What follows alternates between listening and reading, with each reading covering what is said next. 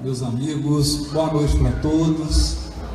Boa noite. Muito feliz de estar aqui, feliz de poder fazer parte desse sonho da Andy, do Ângelo e de todos que estão envolvidos nesse projeto maravilhoso de caridade, de recuperação de corações que reencarnaram em situação de dificuldade e que contam com a generosidade do povo de Curitiba, do Paraná, para que eles possam reconstruir o seu destino e retomar o crescimento espiritual sem as agruras, sem as dificuldades que a encarnação muitas vezes coloca diante do espírito. É uma alegria para mim imensa sempre voltar ao Paraná, porque foi aqui que eu lancei o primeiro livro, né, Parábolas de Jesus, texto com texto, com apoio aí imenso do Márcio Cruz, do Paulo Davi, que foram os que idealizaram o livro, fizeram tudo. Então, eu me lembro disso com muito carinho, toda vez que venho ao Paraná. A divulgação que teve também a tradução do Novo Testamento. E se pudesse definir, eu me considero um expositor do Espiritismo. Essa é a tarefa, levar para os corações aquele remédio que tem curado os meus males. Boa noite a todos. Bom, é uma alegria estar aqui com vocês, por vários motivos, né? Primeiro porque a causa é muito nobre, o que deixa bem claro que nós entendemos ser essa doutrina não apenas acho que é por causa do, está dando reverb aqui, não apenas uma doutrina que nos encanta intelectualmente e que nos toca as fibras da alma mais profundamente, mas sobretudo no nosso coração, quando a gente percebe que a gente pode, indo além de nós mesmos, usar nossos recursos, nossos amigos, para estarmos juntos aqui pensando sobre aqueles irmãos nossos que precisam mais do que de palavras, de boas intenções e de ação, né? Que esse é o grande entendimento de caridade como amor muito prático, aquele amor que você consegue sentir e tocar. E vir para o Paraná para mim é uma alegria porque, primeiro, todo evento espírita tem uma coisa muito gostosa para a gente que trabalha, a gente sabe disso, que é encontrar corações amigos. A gente viaja, então aqui a gente encontra um monte de gente que a gente já tem um carinho muito grande, que a gente vai sair colecionando esses corações aí ao longo das viagens, que especialmente tem um irmão querido que é o Décio, tem a Jussara, a Cronidoldo, que veio de Nova York aqui nos prestigiar, que também é uma pessoa muito querida para nós, o Arthur e tantas pessoas que a gente também vai conhecer aqui, vai formando esse cordão, né, de corações unidos por uma tarefa que, na verdade, eu sempre digo que é uma tarefa simples, porque eu acho que entre evangelizador e expositor, o evangelizador trabalha bem mais que a gente, né? E às vezes é um trabalho mais anônimo e ele é muito mais profundo, porque toca aquela alma todos os domingos, todos os sábados. Mas eu me definiria também como alguém que, digamos assim, isso parece aquelas entrevistas, fala do seu defeito, ninguém sabe por quê. Aquelas entrevistas. Roçando por roçando, né? Que cor que você gosta? Na verdade, assim, eu me defino como alguém que está à disposição do que o mestre quiser que eu faça. E é ele que direciona, porque quando eu tentei direcionar não deu certo. Então eu disse, então fica contigo, eu vou só seguindo assim. De vez em quando eu não entendo, porque eu sou homem, eu peço legenda, ele bota uma legenda e facilita. Muito obrigado, bem, gente, muito obrigado pela presença de vocês. Olha, em nome de toda essa comunidade, de todos aqueles que não puderam ouvir, muito obrigado mesmo, do fundo do coração. Bem, o tema do nosso bate-papo hoje é caridade. Fiquem bastante à vontade para um completar o outro. Eu acho que a gente pode, né, levar uma conversa de uma maneira bastante informal, bem tranquila. Acho que vai ser super jóia. Bem,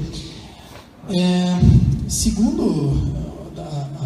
o livro dos Espíritos, né, qual o verdadeiro sentido da palavra caridade como entendia Jesus? Benevolência para com todos, indulgência para as imperfeições dos outros e perdão das ofensas. Haroldo, está com o microfone?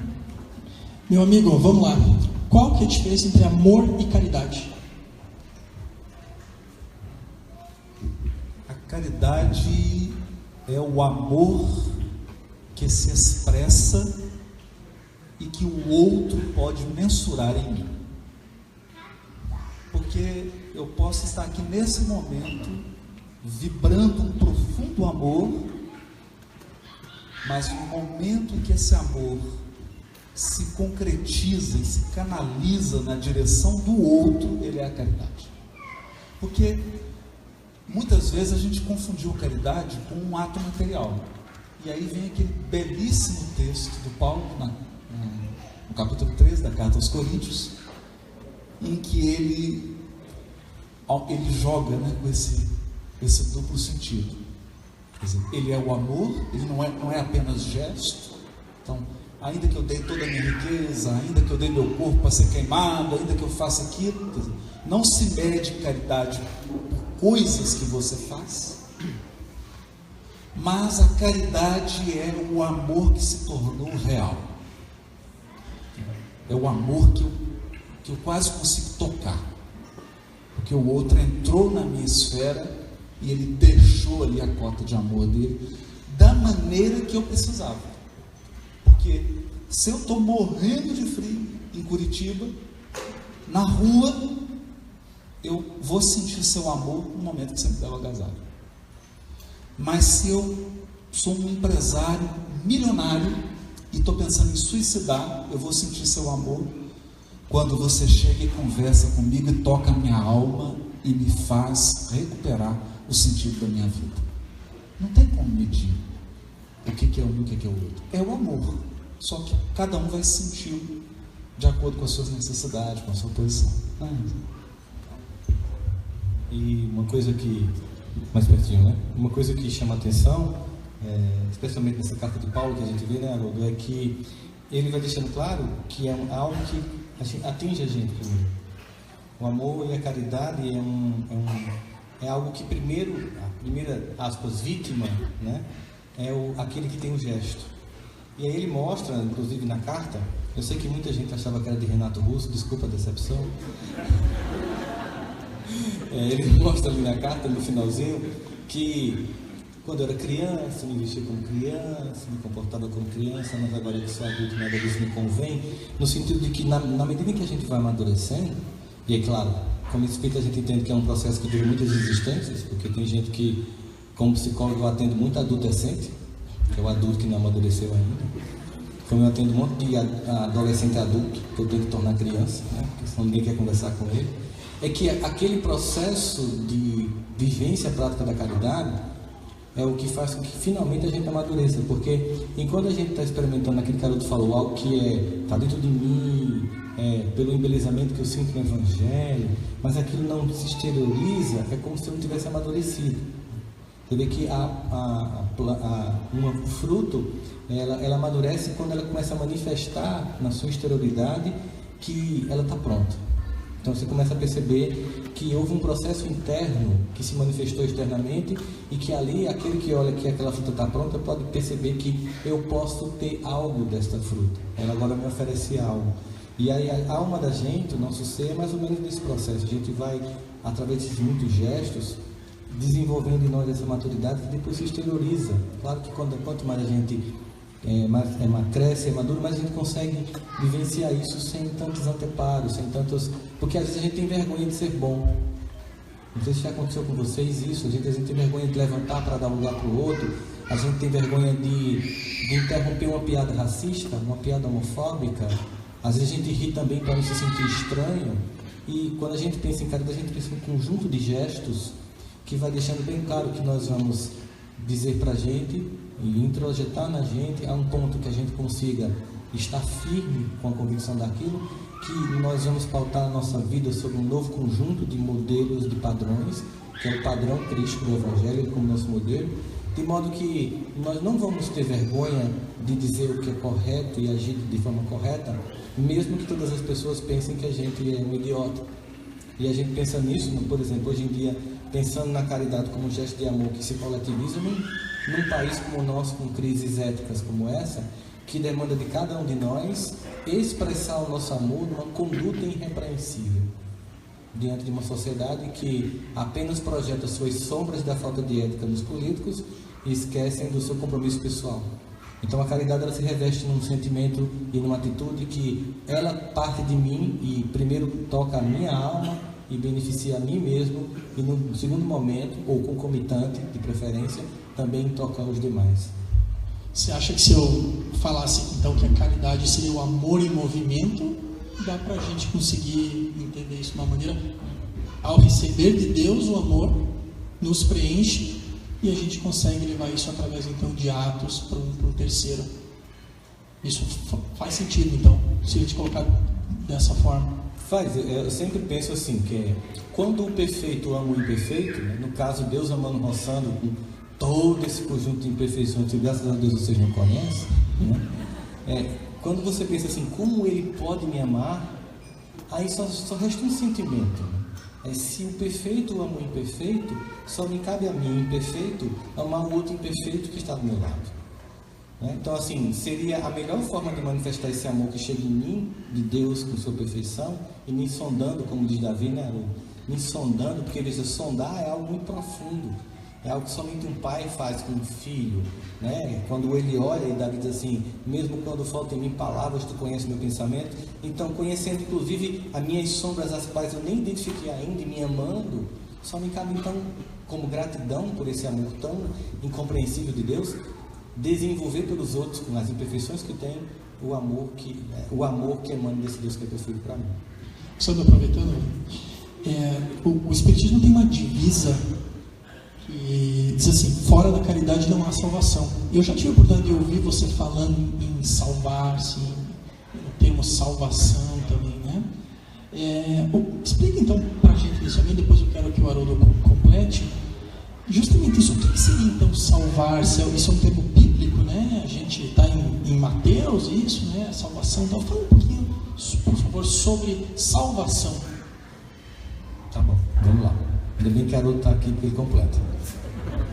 Na verdade, existe uma discussão teológica com um conceito chamado de alossalvação, né? Então, para muitos nossos irmãos do campo da cristandade, há uma ideia de que a salvação ela é externa. A salvação vem de fora. Nada do que você faça vai ser suficiente para que você seja salvo. Então, tem todo um arcabouço teológico, né, muitos teólogos que vão ali costurando um conjunto de raciocínios filosóficos, às vezes meio que sofismáticos, para tentar dizer o seguinte: não adianta, você só é salvo por Cristo. Né? Então, esse sentimento faz com que você pense nessa ideia de salvação que vem de fora. Nada do que você faz vai adiantar. Isso tem um perigo que é o seguinte, então não existe muito compromisso meu, porque nesse momento a obra não salva, tem essa discussão, né? A obra não vai salvar, então, porque não adianta eu fazer nenhum esforço, porque simplesmente a salvação é uma graça que é dada pelo sacrifício que Cristo faz na cruz. Seria uma discussão teológica aqui para a gente passar a noite. O que Kardec vai identificar e a espiritualidade percebe ao longo do desenvolvimento do campo da fé religiosa? É que muita gente, interpretando equivocadamente esse conceito, se vê desobrigado a agir no bem em prol dos outros, porque diz assim, isso não vai adiantar. Então basta para mim ter uma religiosidade interior, em que eu sinta paz, em que eu viva essa experiência com Deus, eu tenha essa intimidade, mas isso não me obriga a levar para os outros corações um movimento de amor que toque.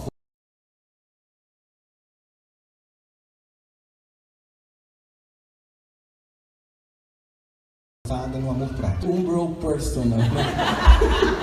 Então, fora da caridade da nossa salvação, vai nos dizer o seguinte, que mais importante do que todas essas concepções belíssimas do campo da fé, que muitas vezes geram mais conflito e distância do que proximidade, o amor vivido com prática vai fazer com que a gente entenda que aquilo que nos separa no campo da fé, e eu estou colocando aqui nesse espectro não somente a cristandade com suas subdivisões, mas todas os 5 grandes ramos das religiões, judaísmo, hinduísmo, budismo, islamismo e cristianismo, é colocar que aquilo que nos aproxima através da prática da caridade, prática, né, da salvação, ou seja, de uma prática do amor que toca o outro, como disse o Haroldo, é muito maior do que as pequenas diferenças no campo da discussão teológica que nos separam.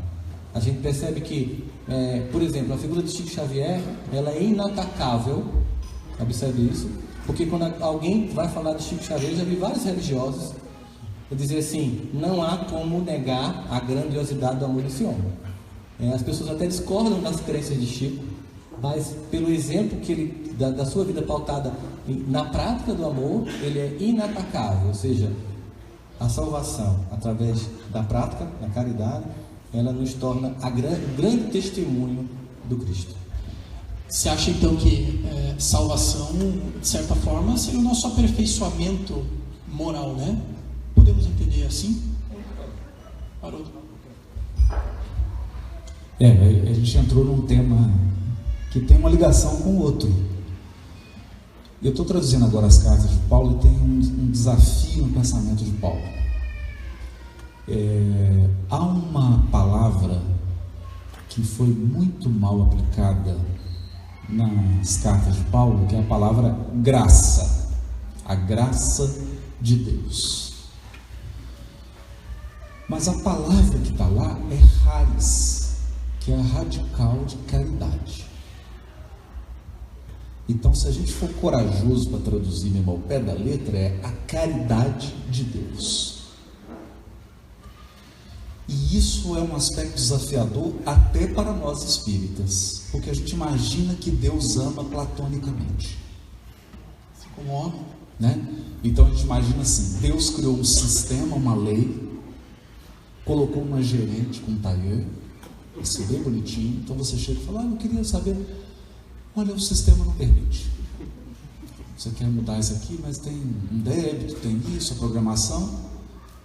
E Deus está de férias, deixou o universo governado por leis automáticas. Esse conceito entra em choque profundo com o cristianismo primitivo. Esse não é o conceito de Jesus, de Deus, e é um conceito desconcertante, porque o conceito de Jesus, de Deus, é um conceito pessoal.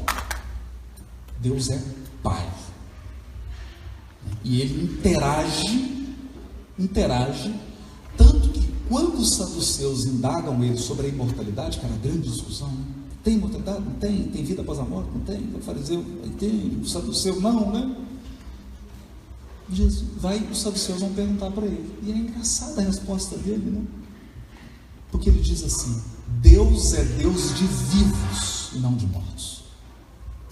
E a partir daí os apóstolos vão falar do Deus vivo, em contraposição aos deuses mortos das estátuas de mármore. Porque você vai no templo de Zeus, Zeus é morto, Zeus é um mármore. Mas na nossa religiosidade nós transformamos Deus num mármore. Acontece que no século XX, um judeu filósofo chamado Abraham Joshua Heschel, o Heschel escreveu um livro chamado Deus em Busca do Homem.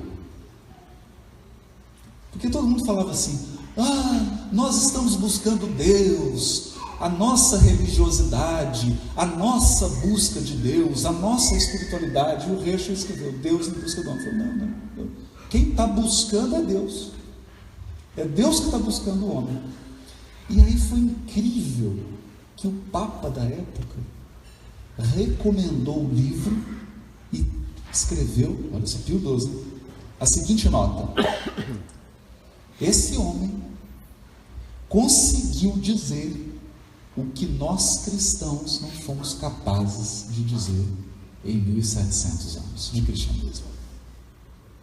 Porque ele dizia assim, o que o Heschel diz? Ele diz que quem se comove com o sofrimento é Deus. E ao se comover, ele busca alguém que entre em sintonia com a compaixão dele. Que aí ele vai usar um conceito grego que é pathos. E ele está certíssimo, porque na parábola do bom samaritano, tem uma tradução equivocada, mas a parábola diz, Jesus ao contar a parábola, pelo menos no texto original está assim: e o samaritano foi movido de íntima compaixão. Foi movido. Ele sofre a ação. Porque lá traduzem assim: moveu-se de íntima compaixão. Fica parecendo que ele teve uma compaixão. Não. Ele foi movido de compaixão. Quem teve compaixão do caído foi Deus. Que atuou E aí que está. Porque o tema era o quê? O tema era como buscar Deus, como herdar a vida futura, como merecer uma posição na vida futura. Esse era o tema. E aí Jesus inverte para dizer assim: ei, peraí, não. Todos que estão subindo a Jerusalém, participando da religiosidade, participando dos banquetes religiosos, participando dos rituais religiosos, não foram capazes de sintonizar com a compaixão de Deus. E um samaritano fez a sintonia, e aí o que acontece? Deus agiu por ele. Então isso é bonito porque a graça de Deus é a caridade de Deus. O caridoso do universo é Deus. Ele é o caridoso. Por isso que quando o doutor da lei chega e fala assim: bom mestre, você vai me chamar de bom por quê? Bons falam. Por que isso? Eu acho importante isso, a gente tocar nessas questões. Porque nós não temos e nunca teremos amor suficiente para sustentar o universo infinito. Olha, sabe? Porque eu posso atingir um grau evolutivo em que eu vou amar toda a população do Paraná. É muita coisa isso. Eu vou amar toda a população do planeta, mas amar o universo infinito. Quem tem esse amor? Só um. O amor que sustenta a criação infinita é o amor de Deus. O nosso é uma canalização. Exatamente aí que eu ia chegar. O amor não está em nós, está em Deus. Nós somos, permitimos os passos. Mas aí tem uma coisa linda, né? Porque é uma vantagem você ser palestrante. O primeiro a ouvir sou eu. Eu falo aqui, o ouvido que está mais próximo da minha boca é o meu. Então isso é bonito porque ao se tornar um canal do amor divino, você é o primeiro a experimentar esse amor. Isso é incrível, né? E aí a gente entra no tema da salvação. Porque salvar é passar pelo risco, passar pelo perigo. Isso é salvar. Então imagina assim, como a encarnação é a grande prova, está lá na questão. Qual a necessidade da encarnação? É a prova. É aqui que a gente prova. É o teste, né? É o Enem. Então, aqui você prova. Ao passar por essa bateria de testes, há um risco muito grande, né? Que é o risco de desperdício de potencial. Esse é um ponto que a gente olha para essas crianças que estão sendo atendidas por esse projeto maravilhoso aqui. E qual que é o risco? O risco é que é o abandono familiar, o abandono afetivo. O risco é que essas crianças percam uma encarnação. Esse é um risco real, iminente. Então, quando esse grupo aqui se dispõe a criar essa instituição, a acolher essas crianças, isso é salvar. Por quê? Elas não vão ser isentadas da situação, porque elas nasceram, essa é a situação delas, essa é a situação que elas necessitam. Mas eu encho de airbag e de barra lateral. Eu protejo o veículo. Então a caridade, ela protege. Fora da caridade não há salvação. Mesmo. Então, assim, num momento de crise, assim, eu pego o telefone e falo: Rosana, como é que você está aí? Estou precisando falar com você. Inclusive, tem um amigo que está precisando ser salvo. E não me esquece, não, que eu tenho que falar. Então, assim, aí você liga, amigo, fala: Haroldo, tá, caridade. Porque você estava num risco, você chegou num ponto que você não sabe no tabuleiro o que fazer. Para onde eu vou? Aí você conversa com alguém, você ouve, alguém que te ama, né? Alguém que te ama. É o que eu estava conversando com o Eduardo agora. Ver falhas, isso é qualquer pessoa. Você não precisa de nenhuma inteligência para ver defeito, mas precisa de genialidade para enxergar potencial. E as pessoas que amam têm uma tendência grande em enxergar nosso potencial. Então elas enxergam e conseguem que o seu barco não naufrague. Então, a hora que a gente entende esse conceito de salvação, porque esse é o conceito. As histórias bíblicas da salvação têm a ver com isso, né? Elas têm a ver com o perigo da existência, o perigo das experiências. Porque eu sempre penso assim, e hoje a minha prece, inclusive, para os espíritas. Está saindo uma pesquisa aí, e feita com crianças, filhas de casais espíritas, que frequentam a evangelização espírita, e foi detectado um alto percentual de ideação suicida nessas crianças, filhas de espíritas. Então, a minha prece é no sentido de quê? De que nós espíritas, enquanto comunidade, entendamos que o Consolador prometido, ele é um elemento que mantém a nossa integridade psíquica e emocional diante do mundo em transição. Porque eu não sei, e aqui eu falo, isso aqui não é retórica de palestrante, eu não sei se eu estaria aqui com a minha integridade psíquica, emocional preservada, não fosse o Consolador prometido.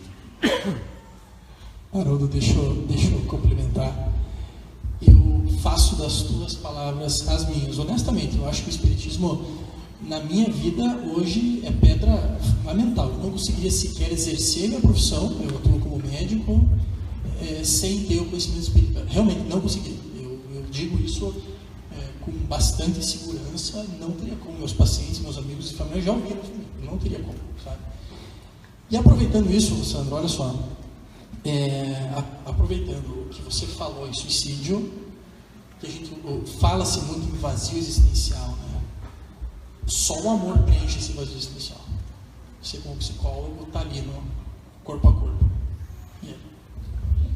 Na verdade, a gente percebe que os pais, de modo geral, eles têm sido omissos com os filhos, e há um ponto de cometer o que eu chamo de aborto afetivo.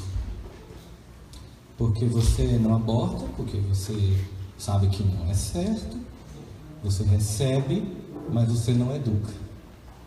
E aí Haroldo falou do grande risco que a salvação ela se apresenta quando a gente se inspira, quando a gente se torna canal de Deus, do amor de Deus, né? O grande risco que você tem de desperdiçar uma existência.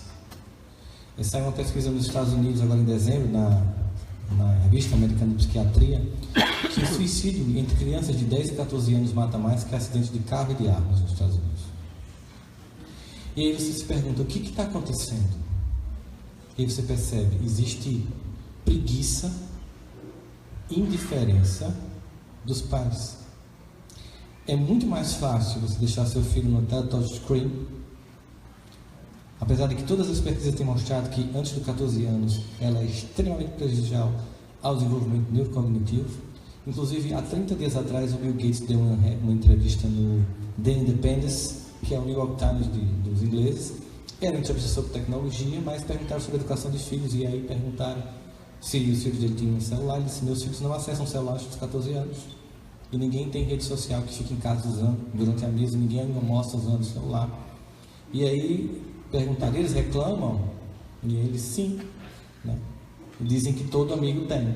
E aí ele disse aos filhos o que minha mãe sempre me dizia quando eu dizia: mas todo mundo tem mãe. Ela sempre me dizia: mas eu não sou mãe de todo mundo. Quando eu penso, por exemplo, quando Davi vai falar ali, né, Haroldo, o Senhor é meu pastor e não me faltará.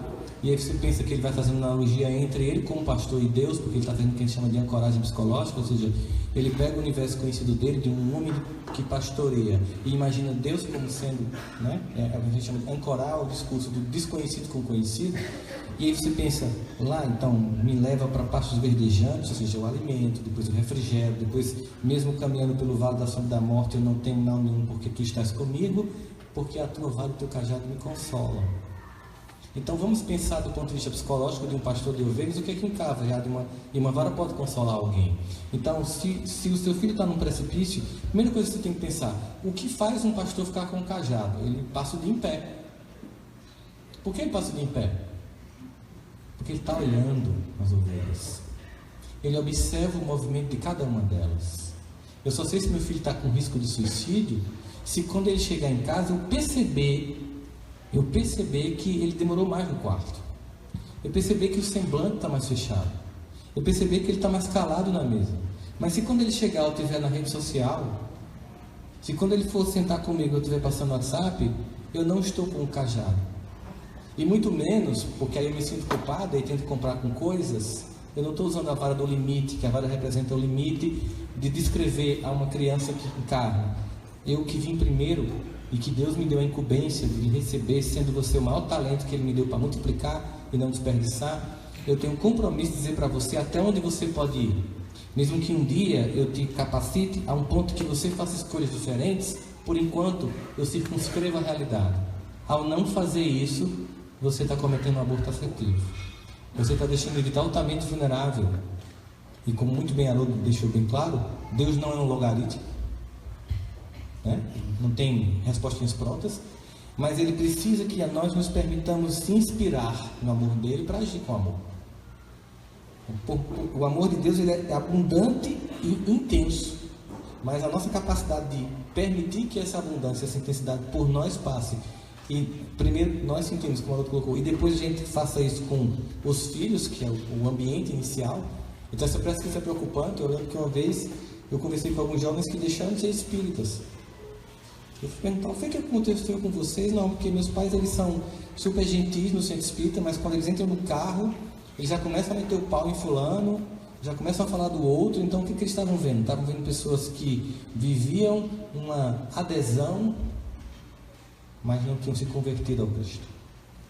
Então, eu vou aderir a um conjunto de ideias, pode ser qualquer um, por exemplo, pode ser: eu gosto de ser evangélico, porque eu acho muito bonito, Regis Danese cantando, né, como Zaqueu, é emocionante, mas eu não mudo.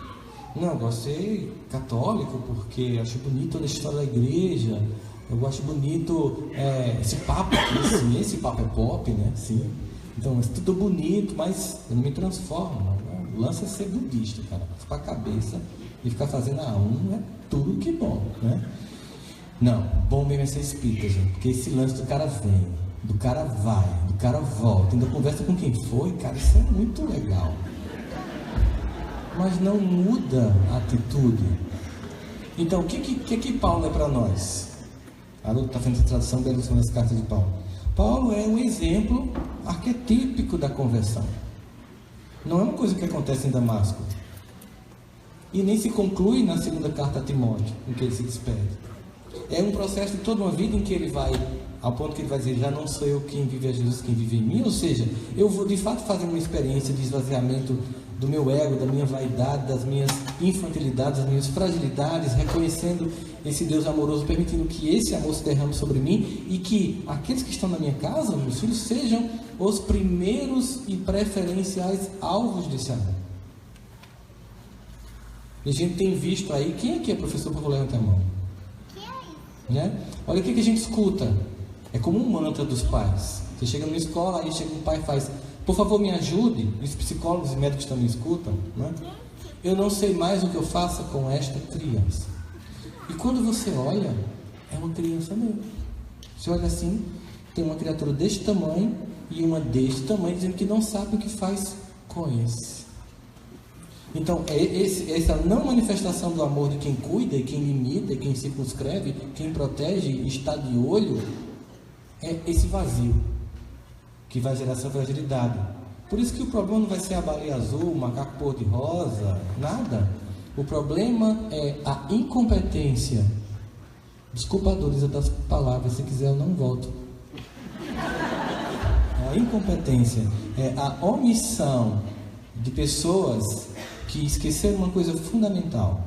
Desde que nós ficamos bípedes, isso é característica da evolução do plano reencarnatório na Terra, quando nós nos tornamos bípedes, as mulheres morriam no parto, por causa do tamanho da cabeça dos bebês. Então, como seleção natural, os bebês começaram a nascer antes de estarem prontos. Nascem com cabeça pequena e altamente dependentes. E aí se criou uma oportunidade. Nesse momento em que o bebê nasce por fazer, nós podemos inscrever nesse ser um conjunto de valores para que, no futuro, quando chega a adolescência, as tendências anteriores que tentam se manifestar como processo de repetição, entrem em contradição com o valor que foi apresentado através não só da evangelização, que é extremamente importante, mas, sobretudo, do convívio familiar. E aí vai aquela regra que é a piada da educação, né? Que as pessoas dizem que o exemplo é a melhor forma de educar. Eu não sei quem foi que inventou isso. Que isso é a maior piada que se contém a educação, é dizer que o exemplo é a melhor forma de educar. É a única. Ficaram tensos, não foi agora? Senti, eu dou a pausa para deixar a atenção. Eu confesso que eu falei, meu Ficou Deus, tenso. Meu Deus, sei que eu vou falar depois. Então, é a única. Ou seja, meu filho, ele recebe de mim as primeiras impressões dos valores que vão norteá-lo, mesmo que depois ele amplie, modifique e aperfeiçoe. Então é preciso que receba através da vivência comigo em casa, na família, esse potencial de experiências, e que, reforçado pelo contato com Cristo, que muitas pesquisas mostram a importância, por exemplo, da educação religiosa infantil como um evento extremamente fundamental para a prevenção do suicídio e das drogas aos 22 anos. E essa era a grande realidade entre vários estudantes. A única coisa que era comum não era sexo, era país primeiro mundo ou segundo, se era homoafetivo ou não, se tinha dinheiro ou não, se tinha padrão cultural ou não. Não. Eram que essas crianças que eram ditas mais resilientes, elas tinham tido na infância uma educação religiosa nas quais o pai e a mãe também iam. Porque não adianta eu deixar meu filho na evangelização e ir para o shopping e depois pegar. Porque eu estou mostrando para ele o seguinte: isso aqui é o seguinte, isso aqui não tem valor para mim. Apenas eu estou aqui subcontratando uma babá para me dar um tempinho de você. E eu sei que foi aprovada a lei da terceirização, mas só para encerrar, ela não inclui a educação dos filhos, tá? Uma coisa.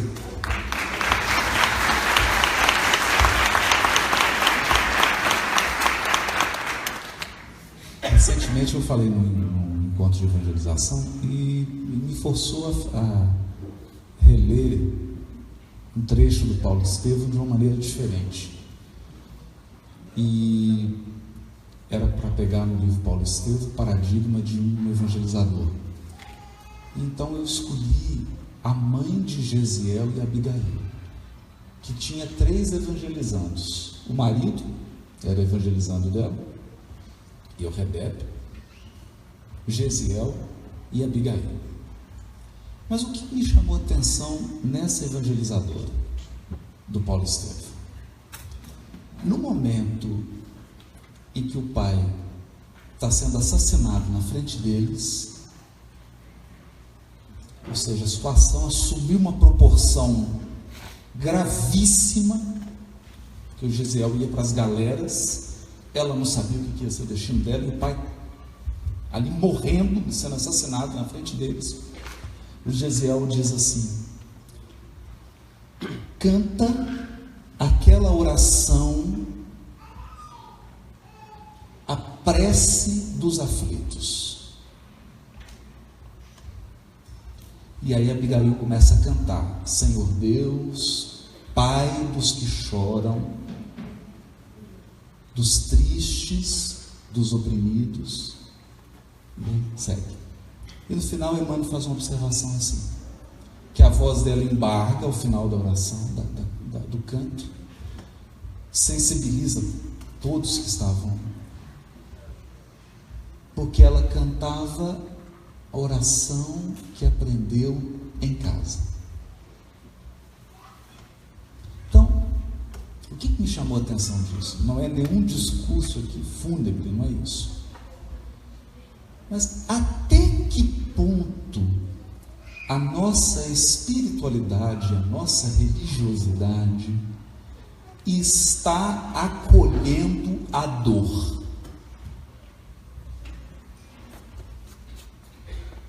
Esse é um ponto forte. Porque o que nós temos percebido? O suicídio em criança, o suicídio em adolescente, ele é um retrato da nossa sociedade hedonista, em que não é permitido sentir dor. Eu não posso. Não pode acontecer nada comigo que traga dor, mas o que o universo? Não pode. Por quê? É tão arraigado isso em nós, que eu participei de perguntas e respostas. A pessoa perguntou assim: por quê? Olha, era uma angústia. Por quê que Deus permite um cachorro perder a perna?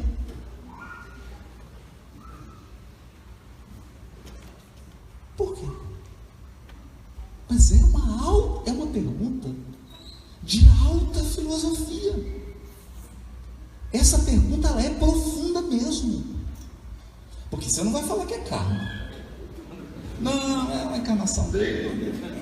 Mordeu uma pata com um colega. Aí veio programar, tinha que perder a patinha.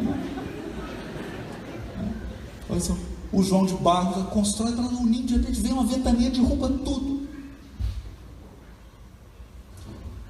E pensando nisso, eu tive a grata satisfação de assistir a um filme que me ajudou profundamente, um filme que me fez valorizar profundamente o Espiritismo e que me deu uma amargura, porque infelizmente não fomos nós espíritos que fizemos aquele filme.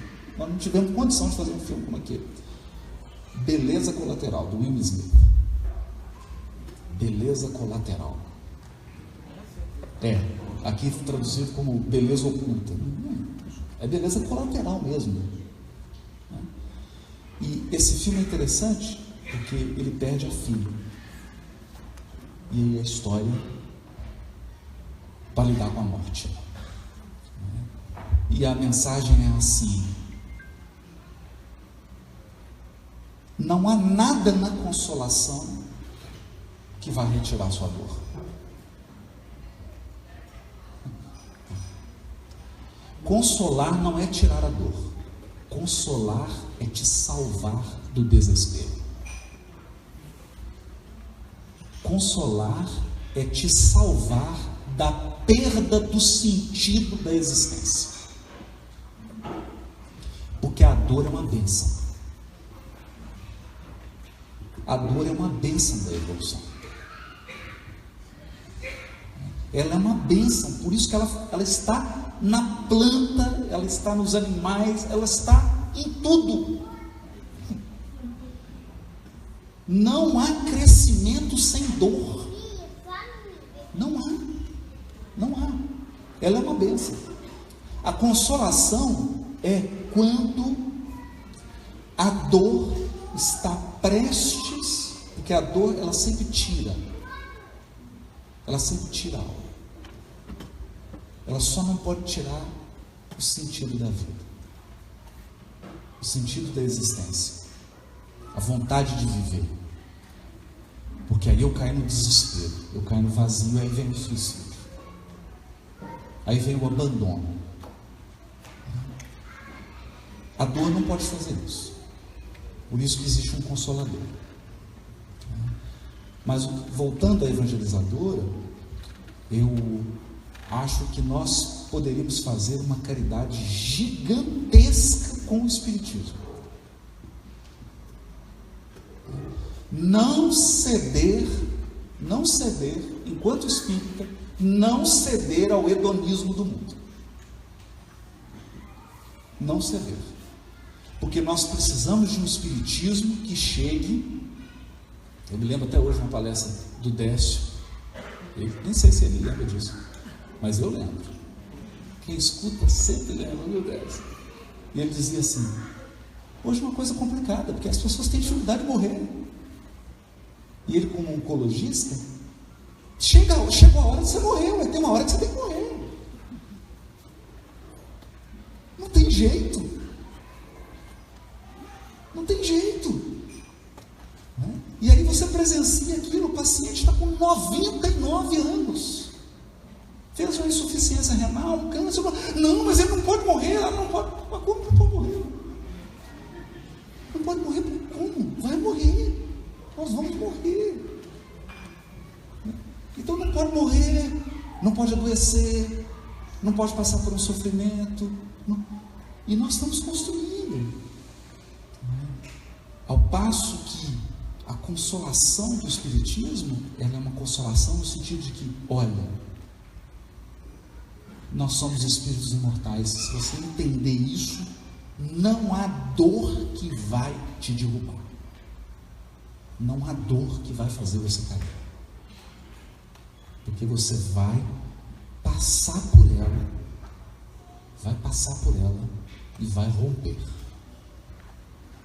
Vai sair outra criatura do outro lado. Essa é a consolação que nós estamos precisando. Porque senão a gente fica fazendo isso com as crianças, com os pacientes, com tem uma música que diz assim, né? Cantiga de amor, né? As cantigas de amor de Minas são meio esquisitas. Ela diz assim: vem comigo, você pode até se arrepender. Tem que ter essa opção. Não é? Como é que eu vou prometer para o outro um relacionamento em que ele não vai se arrepender, não vai sofrer? Não é relacionamento, isso é uma fantasia. Não é? O relacionamento real tem dia que você desiste. Você fala: nossa, não quero mais. Esse é o real. Né? O real é isso. O real é tem dia que você não quer acordar. Você fala: não estou desanimado. Então o real é sentir a dor, é sentir a tristeza, é passar pelo desânimo, é sofrer com a crítica, é isso. Mas o real também é superar isso. O real também fala: ele tem defeito mesmo, mas não. É assim mesmo. E prosseguir isso Você sabe que, analisando o que você está falando agora, a sensação que às vezes eu tenho, meio radical até que eu vou falar, mas enfim, é que sofrer muitas vezes é opcional. Né? Veja, considerando exatamente o que você está falando agora, o Espiritismo, ele não te tira a dor, mas ele faz com que você não sofra. Estou muito fora da... Se a gente entender o sofrimento como esse elemento que desestrutura e que desagrega, exatamente, é isso aí. não é? Porque a gente sente a dor e é preciso sentir. Aliás, é uma coisa que a gente conversou muito sobre isso, né? Uma das coisas que mais abalam a estrutura psíquica é você querer pular a dor. Justamente. Pular o luto, mas tem que saber. Pular, agora tem que saber a hora de parar de chorar. Tem uma hora que você tem que parar de chorar. Uma hora que, olha, já deu. Agora é seguir. Eu já chorei o que precisava chorar. E aí eu lembro desse filme, só concluindo, né? Porque ela, a hora que ela perde a filha, ela encontra uma senhora, eu não vou contar quem é, porque é uma charada do filme, né? Muito bacana. E a senhora fala assim: você está perdendo alguém importante?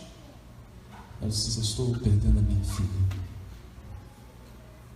E ela diz assim: não permita que a dor te impeça de ver a beleza colateral. Que a gente tem um hábito de falar de efeito colateral do remédio, que é o contrário. Você toma um remédio que é um bem, mas tem um efeito colateral, né? Aí tem a dor que a gente acha que é um mal, mas a dor traz uma beleza colateral. Então, essa é uma coisa importante, o Santo sempre fala isso e tal. Nós estamos criando filhos, crianças, não é só uma criação de filho, nós estamos numa sociedade em que as pessoas não estão preparadas para a dor. Não pode ter dor. Tua criança não pode ter sapinho, não pode ter verme.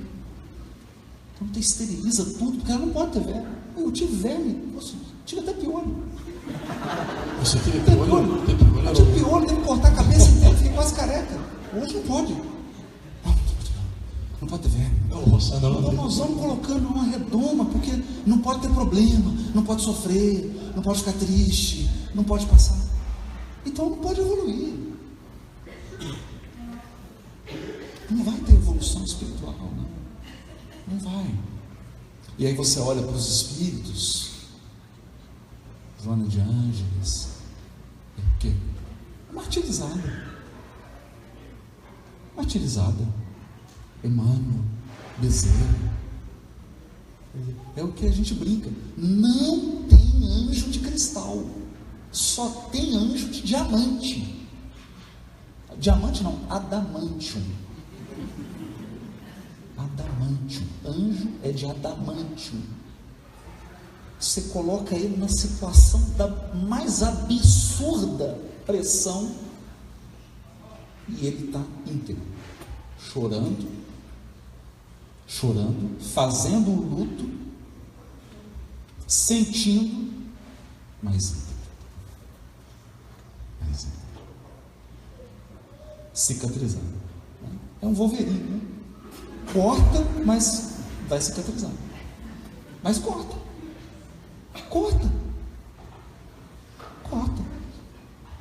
Mas esse potencial. Então, tenho pensado muito nisso, porque nós estamos vivendo uma transição planetária da mais alta gravidade. Nós estamos no absurdo do furacão da transição planetária. Aí o calor e a pressão é tão alto que muitos psiquismos estão se estiolando. Muitas criaturas estão perdendo o sentido da vida, a vontade de viver. Está acabando, está derretendo. Você está lendo as minhas perguntas. Você roubou minhas perguntas aqui, né? Fala a verdade. Olha aqui, ó. Não, acho que o anjo não veio aqui. Não, acho que eu acho que vocês estão me dando spoiler aqui, né? Não, mas sem brincadeira. Eu e o Ângelo, a gente se programou junto com outras perguntas aqui, mas essa tá pronta aqui, ó. É por causa do egoísmo que vocês acham que os espíritos estão, de certa forma, fazendo tanta intervenção? Fazendo o quê? Tá vendo tanta intervenção? Assim, a evolução, esse processo que você acabou de citar, né? É daqui e de lá.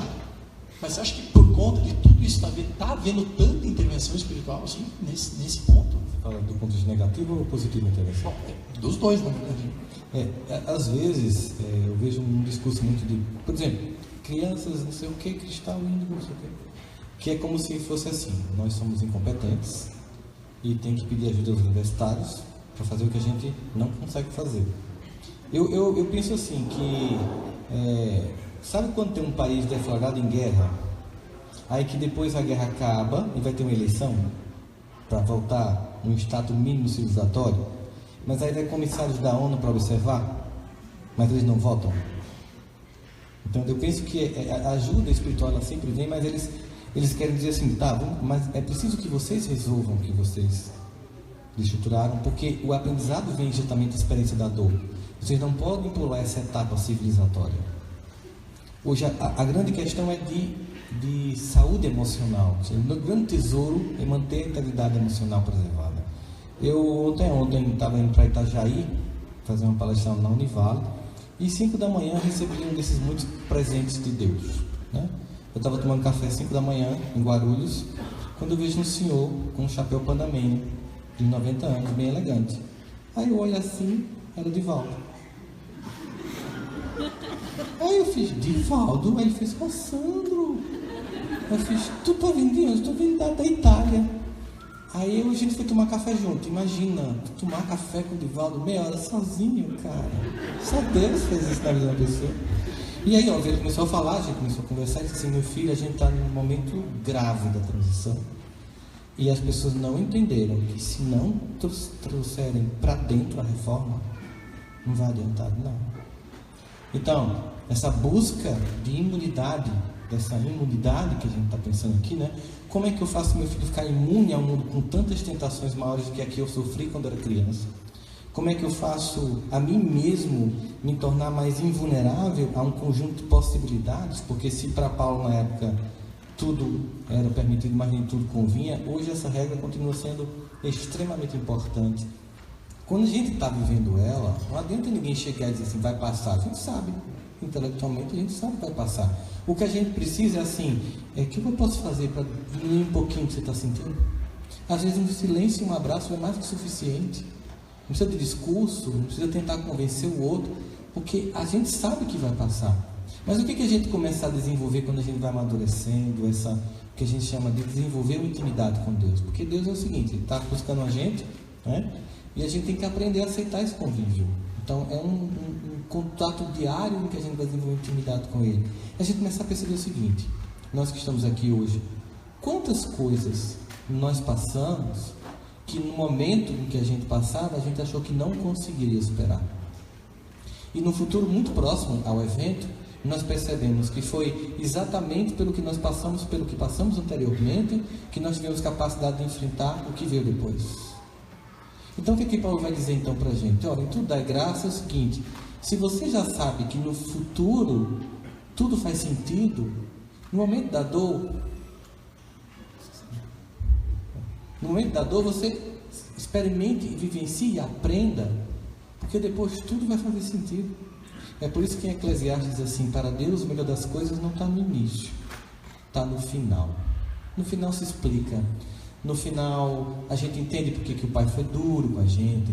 No final a gente entende porque houve a separação. No final a gente entende porque não conseguiu aquela conquista. No final tudo faz sentido. Então é nessa perspectiva que experimentar a dor e não fugir dela, porque é uma loucura. Fugir da dor é loucura. Existem 2 sintomas de loucura clássicos da sociedade atual. Eu não posso sofrer e eu tenho que comprar tudo que eu quiser.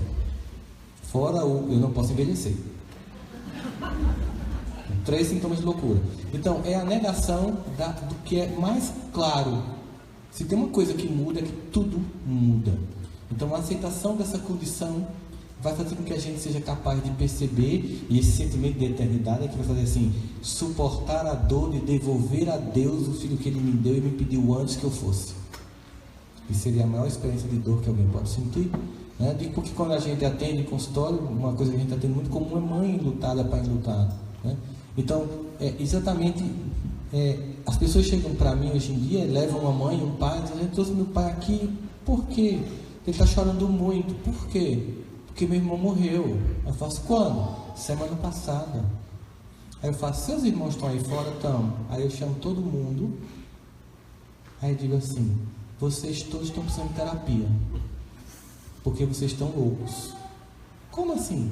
Como é que vocês têm a ousadia de querer que um pai não chore a dor de um filho que morreu? Tudo que esse homem precisa agora é chorar. Permitam que ele chore. Ele não pode pular essa experiência. Ele precisa de chorar. Ele precisa ver as fotos. Ele precisa ver os filmes. Ele precisa ficar completamente sem vontade de respirar. Aí depois ele vai perceber que ainda tem filhos para criar. Mas agora ele precisa se permitir chorar. Nós precisamos permitir chorar nossas dores. Tem muito espírita que acha que ser espírita é aquele que não chora no velório, que não diz que está doendo, que se estiver passando por obsessão vai procurar ajuda em outra casa, porque tem vergonha de dizer na própria casa que está precisando de ajuda. Isso é como se você fosse um filho que adoecesse e fosse procurar remédio na casa do vizinho, porque tem vergonha de dizer a seus pais que está doente. Então nós precisamos parar de fingir perfeição, porque nós não somos prontos, nós ainda não somos anjos, nós estamos num processo, e é receber e acolher a nossa própria fragilidade, por incrível que pareça, e acolher a nossa própria sombra, não no sentido de estacionar a evolução, mas de reconhecer nossas deficiências, limites e incompetências, é o que mais fortalece uma alma humana. Porque se tem uma coisa que deixa ela completamente vulnerável, é achar que não tem defeitos. Ela está prestes ao abismo. Gente, Haroldo, quer completar? Não, eu recordei, a gente até sabe disso, a gente passa por umas situações difíceis na vida, né? E fica triste e tal. E aí, algumas palestras assim, próximas, eu vivi algumas experiências assim muito fortes. Ontem foi uma delas. Chegou um casal, então eles vieram um quadrozinho assim do Chico, me deram de presente, e aí eles chegaram e disseram assim: as suas palestras salvaram a nossa vida. As nossas únicas filhas, uma de 25 e uma de 22, morreram no acidente há um ano. E aí escreveram uma carta, tinha foto das duas filhas. Aí foi uma coisa muito forte, né? Porque eles estavam íntegros. Tá? É difícil você manter integridade na dor. É difícil. Você tem que ter muita fé e muita coragem para você manter a sua dignidade na dor. E eles estavam ali dignos, né? E na hora que eles saíram, eu pensei assim: nossa, eu estou precisando ouvir mais as minhas palestras.